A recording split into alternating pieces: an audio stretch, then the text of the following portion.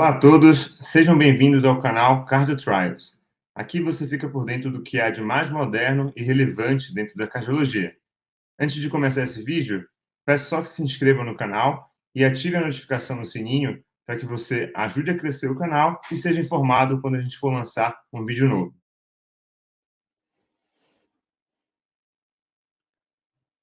Terapia de redução de septo em pacientes com cardiomiopatia hipertrófica.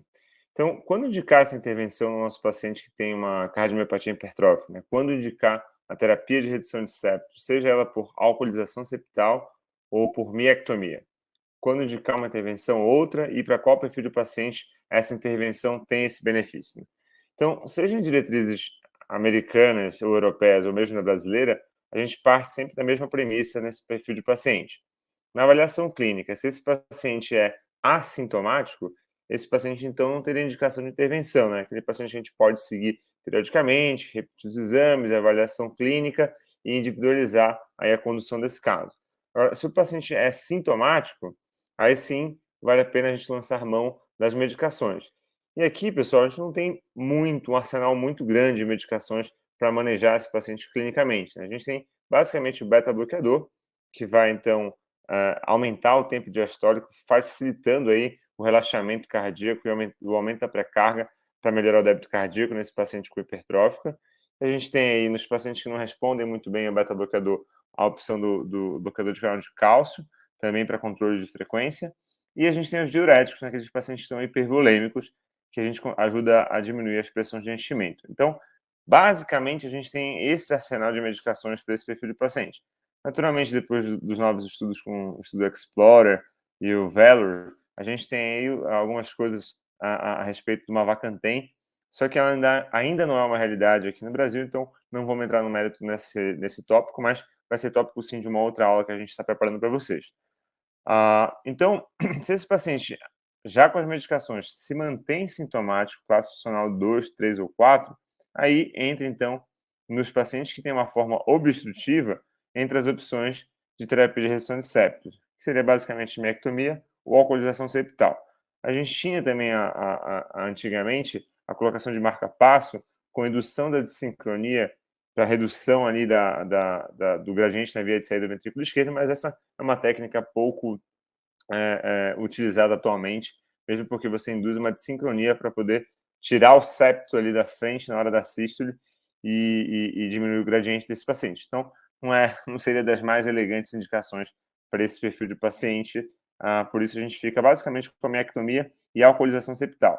Então, o paciente que é candidato a essa terapia de redução de septo, basicamente é aquele paciente que tem uma forma obstrutiva. Lembrar aí que seria a forma obstrutiva seria aquele paciente que tem um gradiente acima de 30, mas para indicação da intervenção, a gente restringe aos pacientes que têm gradiente acima de 50. Lembrar que esse seria gradiente pico, né? Então, é aquele paciente que faz valsalva, que faz esforço, sobe o gradiente na avaliação. Quando esse gradiente está acima de 50, a gente considera ele como candidato a uma terapia de redução de septo. Nos pacientes, naturalmente, tem que estar sintomáticos, né?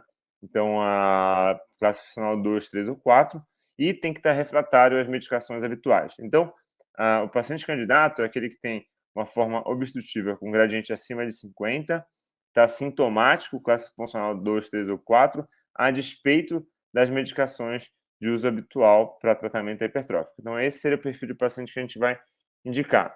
Como eu falei anteriormente, a gente tem basicamente duas técnicas aí mais utilizadas. A gente tem a miectomia, que seria a cirurgia cardíaca, onde você vai retirar um pedaço do septo. Antigamente se retirava mais essa parte proximal, a via de saída do ventrículo esquerdo. Hoje em dia a gente estende a uma quantidade um pouco maior da retirada do septo. E a gente tem a alcoolização septal, onde você vai pegar uma artéria septal, fazer a alcoolização e induzir um infarto nesse paciente para você reduzir a camada septal e aliviar a via de saída do ventrículo esquerdo. Quando utilizar uma ou outra, né? Então, trazendo aqui basicamente os pontos mais altos de cada uma. A alcoolização septal, ela é naturalmente menos invasiva, né? Você faz um cateterismo, chega lá na artéria septal e faz a alcoolização. Então, ela é um cateterismo que vai induzir um infarto nessa artéria septal. Então, para isso, naturalmente, as condições sine qua non iniciais são as mesmas, né? O paciente tem que ter uma forma obstrutiva, gradiente acima de 50, tem que estar sintomático, refratário ao uso das medicações habituais. E quando você poderia ter uma inclinação um pouco maior na alcoolização?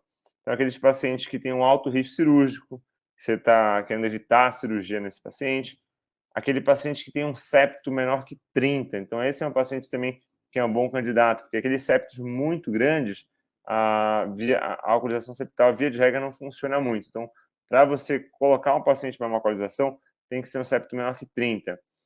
Naturalmente, se eu vou alcoolizar uma artéria septal, eu tenho que ter uma septal boa, né? Porque não adianta eu ter uma septal michuruca, uma septal pequena, que isso não vai surtir o efeito que eu desejo, que seria de induzir o infarto daquela septal com redução daquele septo adjacente.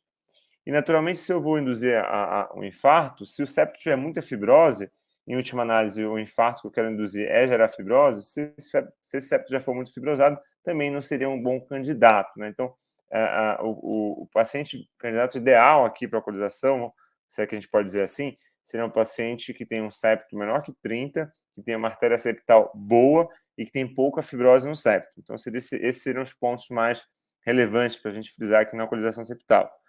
Já na miectomia, de novo, para o paciente ter indicação de intervenção, ele tem que ter a forma obstrutiva, com gradiente acima de 50, tem que estar sintomático e refratário aos usos das medicações habituais para cardiomiopatia hipertrófica. E nesse caso aqui da cirurgia, então a gente costuma indicar o paciente candidato ideal seria o paciente também com septos acima de 30, né, uma vez que o septo abaixo de 30 você poderia ficar um pouco mais inclinado ao tratamento percutâneo.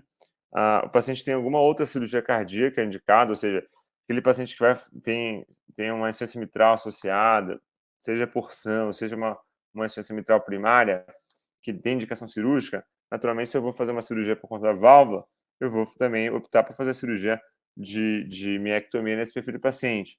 Ou mesmo um paciente que tem uma doença arterial coronariana com indicação cirúrgica também. Então, se eu tenho uma indicação de cirurgia para esse paciente do ponto de vista coronariano, naturalmente também vou fazer a miectomia ao invés de fazer a alcoolização. Naturalmente, aqui nos pacientes com baixo risco cirúrgico, né? Paciente jovem, via de regra, a gente consegue, eles vão muito bem na cirurgia cardíaca, esse seria também uma opção. Agora, qual seria melhor, a miectomia ou a alcoolização?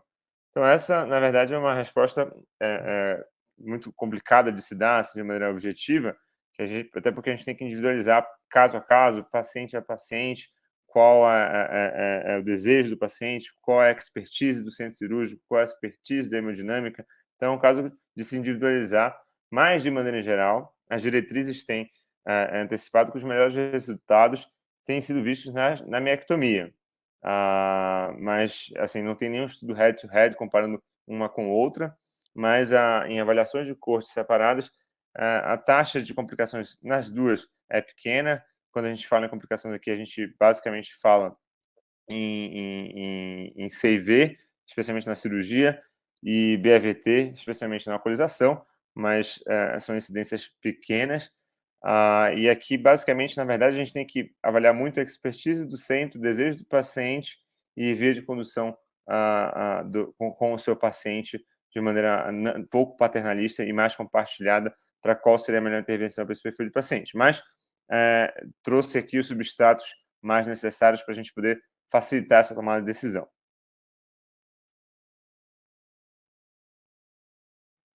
Obrigado por assistir esse vídeo do Cardio Trials. Se você gostou, curta e compartilhe esse vídeo e também deixe seus comentários, perguntas, dúvidas e sugestões, que para a gente é super importante. Até a próxima!